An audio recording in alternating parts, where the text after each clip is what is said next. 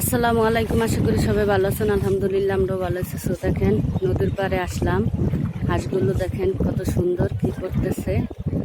আর হ্যাঁ, নদীর পাড়ের জীবন জীবিকা খুবই সুন্দর, ভালো লাগে।